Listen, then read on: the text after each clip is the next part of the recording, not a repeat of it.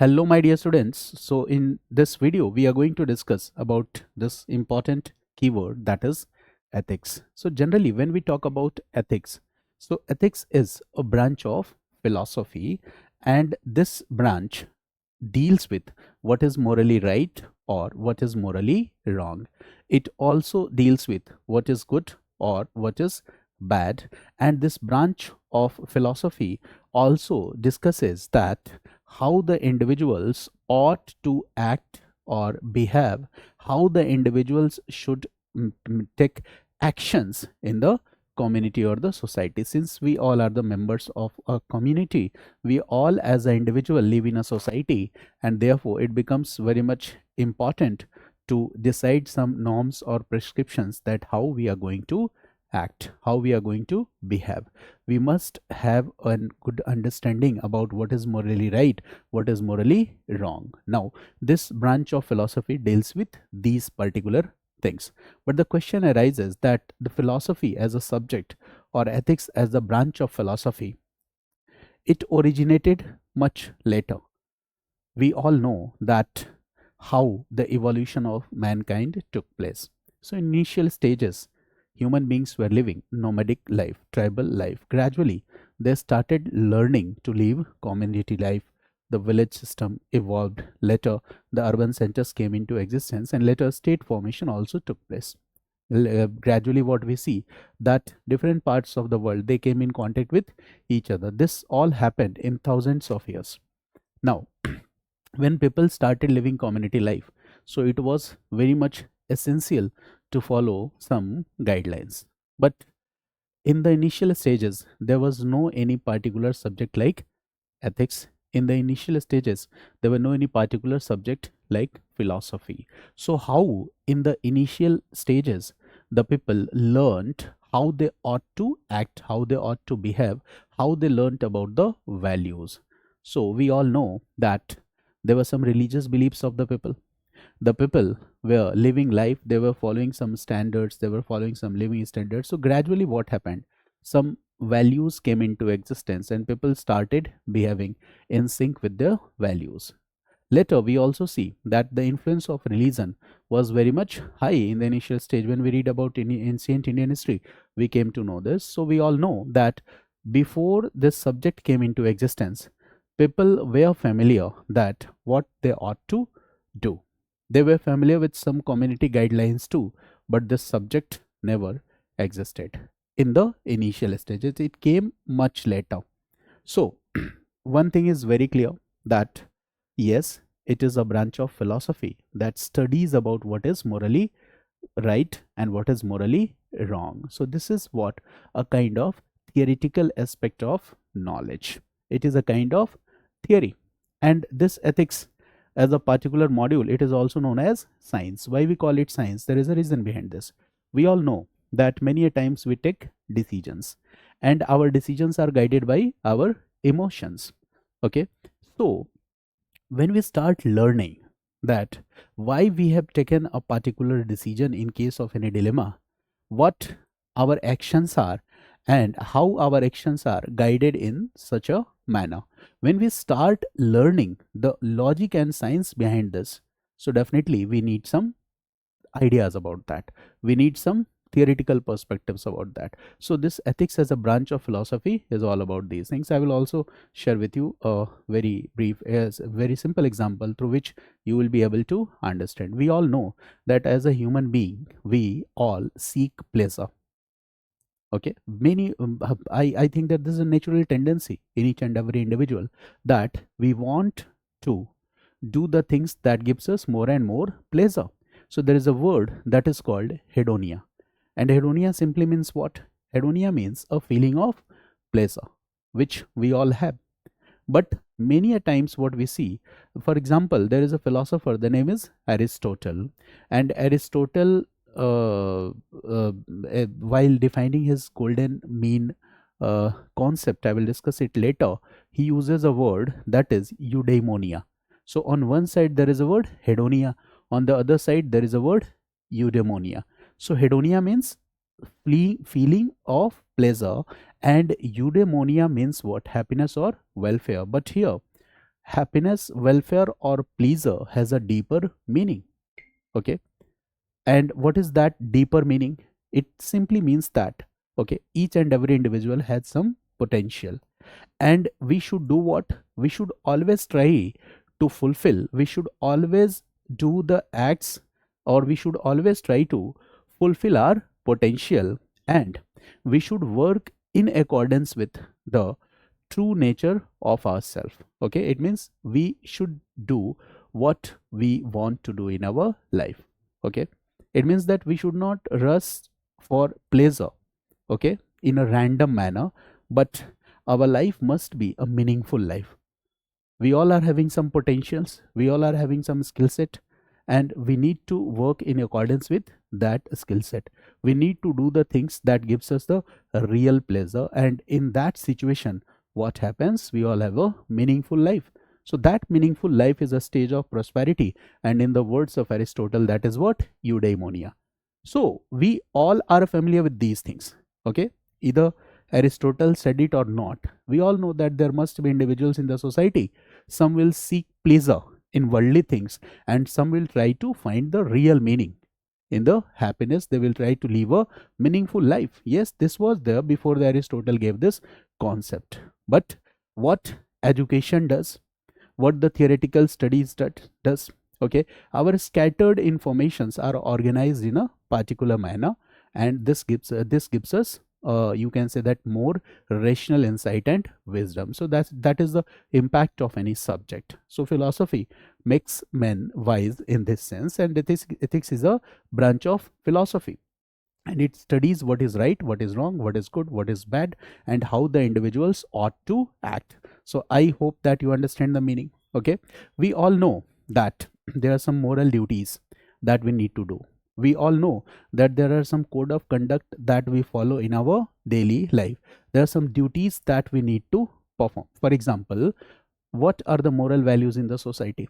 Okay, either we read subject or not, either we read GS paper 4 or not, we all know that respect of elders is a kind of moral value. It is also a kind of duty. Okay, fulfilling your obligations towards your family members, okay, taking care of the parents, this is also a part of our moral duty. Okay, so we all are familiar with such kind of things. So this subject deals with such particular issues, and when we read this subject, it makes us capable to think that how we have taken some decision. Otherwise, if you are not familiar with the subject matter, so you will definitely take decisions, but your decisions will be based on the your convenience or your emotion. But when you read the subject, you came to know that why you have taken a particular decision, what is the reason or what is the logic behind taking that particular decisions. So ethics is basically what? It is also said that it is the science of morality. Ethics is what? Okay, if we read this particular branch of philosophy, so it will guide the human behavior, because we will be familiar with different principles, we will be familiar with different theories, and on the basis of those principles and on the basis of those theories, we will be aware about what is right and what is wrong, right? So in the words of Aristotle, what is ethics? So ethics simply means what? It is the study of good life. It is the study that how we can make our life more meaningful. It is the study that how an individual can achieve a stage of deeper insight, a stage of deeper happiness, how an individual can reach at the stage of human flourishing, or how an individual can reach at the stage of eudaimonia. This is in the words of Aristotle. So when we say eudaimonia, it means what? Happiness. So how we should seek happiness, how we should try to achieve, how we should try to fulfill our own potential, and how we can act in accordance with our true nature. In the words of Aristotle, this is what? Ethics. Okay, so we can say that generally there are some moral principles that governs our behavior, and the study of those moral principles is known as ethics. So there may be different definitions of ethics. Okay, so the definition is not very much limited, but when we think about the etymology of this word, okay, so ethics word, this word has been, the root word is what? Ethos, and ethos simply means what? Character, custom, habit, or way of life. Okay, so this is the root word ethos, and character, custom, habits, and ways of life all are indicating towards some moral values, all are indicating towards some moral duties, all are indicating towards the code of conduct. So I think that the definition is quite clear, okay, that ethics is the branch of philosophy that studies what is morally right or wrong, that studies what is good or bad, and how individuals ought to act.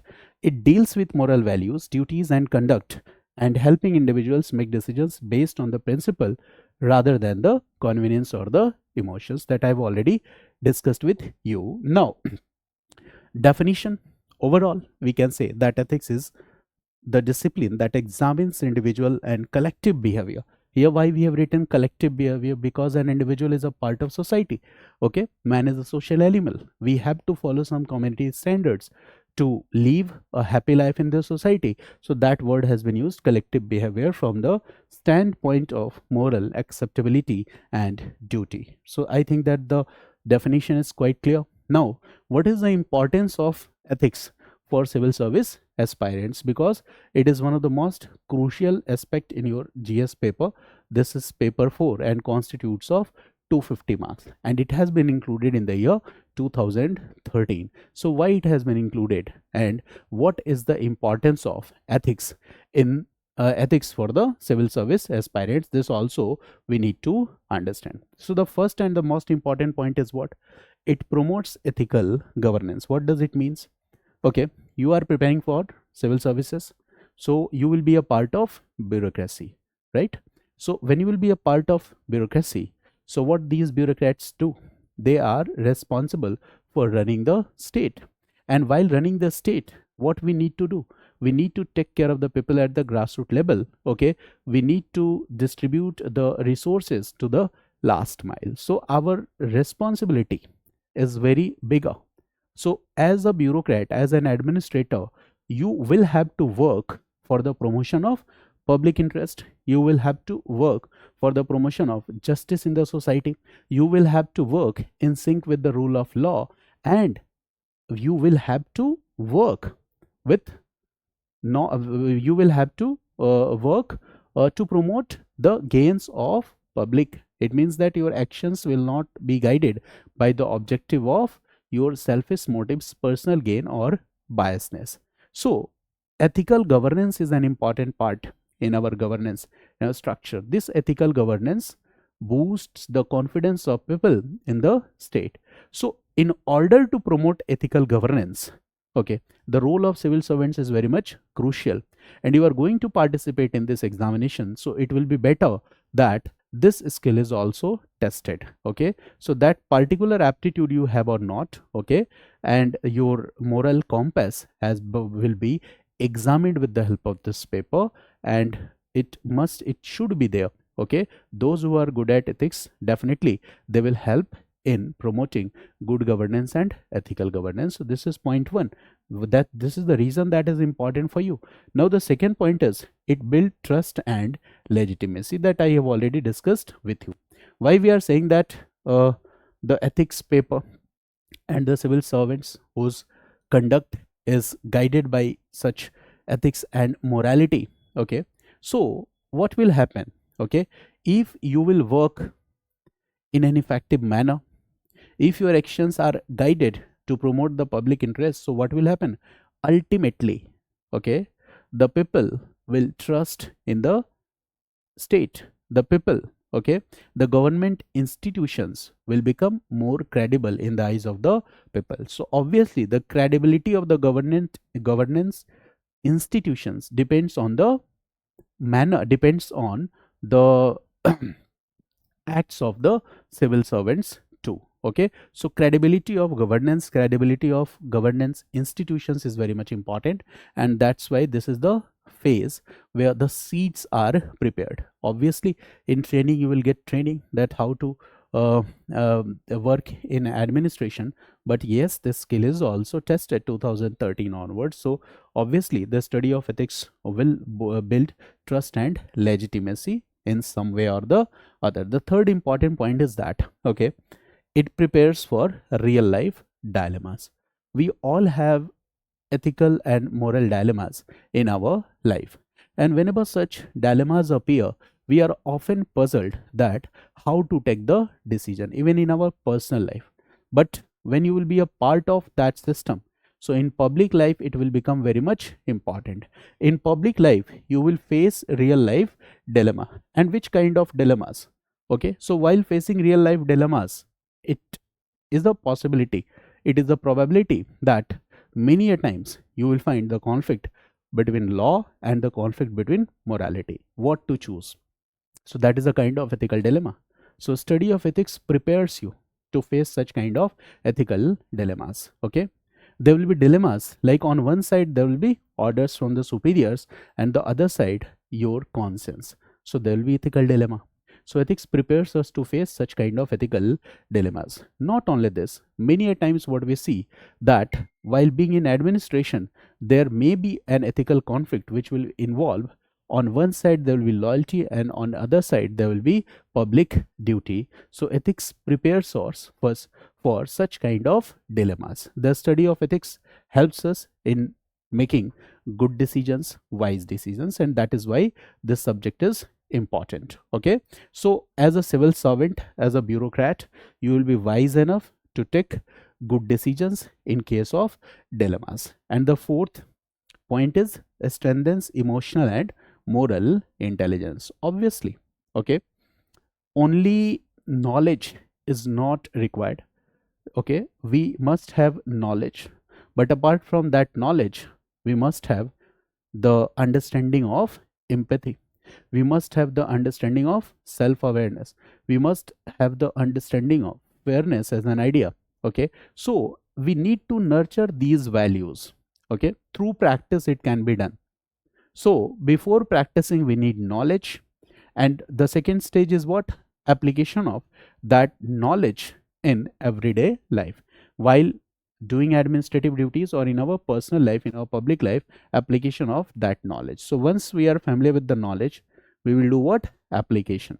And many a times you will find that our decisions are not very wise, so you will be able to identify that this time your decision is wrong. So next time what we'll do, through practice you can improve the way you are taking decisions. So this becomes very much important. So once you read ethics, integrity and aptitude, so this particular module strengthens emotional and moral intelligence in the students. So this is the next important point here, that it strengthens emotional and moral intelligence. Now when we talk about ethics, we can further divide this ethics. There are different branches of ethics too. Like I told you that ethics is the branch of philosophy, so there are different branches of philosophy ethics also. So broadly we can divide it into two parts. One is what? Theoretical ethics, and the second is what? Applied ethics. So what is the difference between two? So when we are reading about theoretical ethics, it is very clear. For example, when you read a topic that is branches of ethics, okay, in the classes we'll discuss that topic. So there are 4 branches of ethics. There are more than this, but yes, I have divided into 4 parts, 4 branches of ethics. So one branch is descriptive ethics, right? So there are branches of ethics, and when we talk about the branches of ethics, one particular branch is descriptive ethics. This descriptive ethics is also known as comparative ethics. So this we can keep in the theoretical ethics part. In the same way, this second most important division in ethics is normative ethics. Okay, and in normative ethics there are further a few more divisions. Okay, and these divisions are deontological ethics, teleological ethics, and virtue ethics.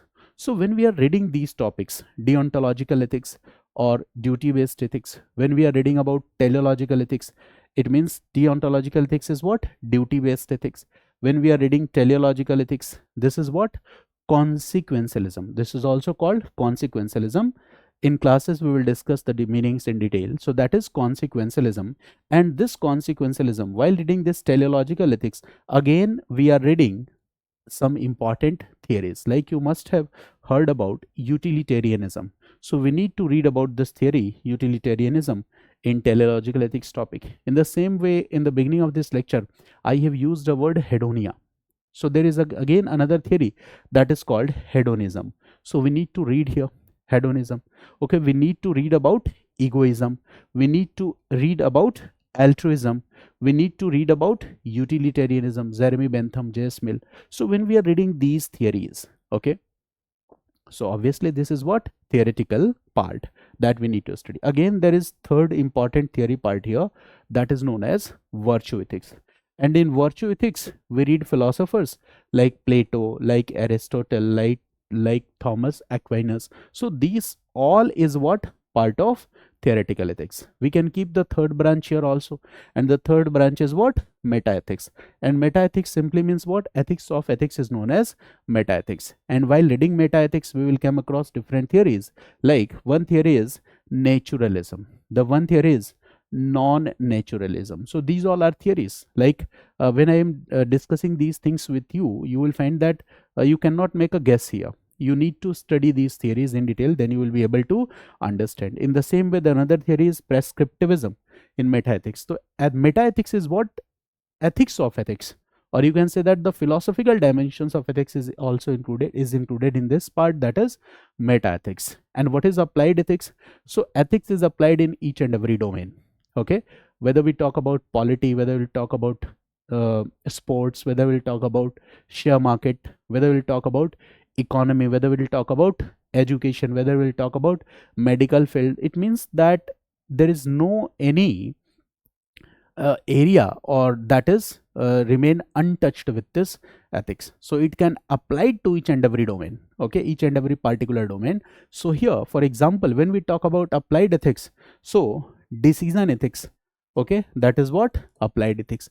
Medical ethics is what? Clinical ethics is what? This is also applied ethics. Okay, application part, when we talk about business ethics, when we talk about organizational ethics, when we talk about social ethics, so there may be application of ethics in different spheres or different domain. So when we talk about the application, this is what?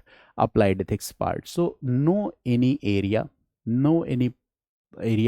remain untouched with this particular you can say that domain, that is called ethics. So study of ethics is very much important for us. Environment issues, where often we'll talk about the environment issues, so that is also a part of applied ethics. We need to know about the environment issues. Okay, you are in administration, so in administration there are ethics of administrators, there are code of conduct, that is called administrative ethics. So that is also again a part of applied ethics. So there can be many more domains here when we talk about ethics, when we talk about the theoretical and applied ethics part. Now I hope that you understand that when we enter in details in this topic, so what we need to do. Okay, so when we will enter into details, we will be familiar with what? Theory part, we will be familiar with what? Application part. Okay, so I hope that you have understood the definition of ethics. Okay, so ethics is not only theory, ethics is not only an abstract theory. I've already told you that application part is much more important, and that is why it is called that ethics is the soul of public service. Okay, and as a civil servant service aspirants, we must study ethics, because when we study ethics, we will be able to understand what is right, what is wrong. Okay, when there will be conflict between law, okay, when will be conflict between morality, we will be able to solve that conflict. So when we read ethics, it makes us, or it enables us to respond to dilemmas in public life with integrity. Integrity term, I will also discuss it in the another video.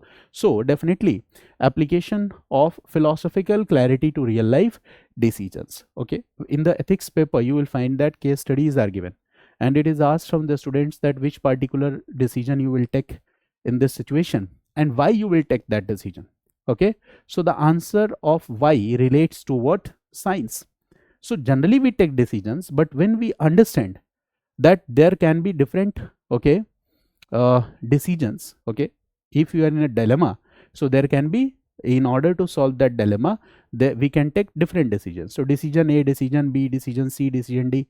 So different decisions, why we are taking these different decisions, and ultimately which decision is the best decision. Okay, so when we start understanding the science behind these decisions, so that is what? That is called ethics. So ethics is what? It is also a kind of science. Okay, so this subject is very scientific in nature, this subject is philosophical in nature, and UPSC has included this in syllabus, and when you will read in detail ethics, integrity, and aptitude, and you will find that this particular module will help you a lot in writing essays, and this particular module will also help you a lot in the final stage of this examination, that is known as personality test. So I hope that you have got a basic idea about what the ethics is. Okay, thanks to all of you.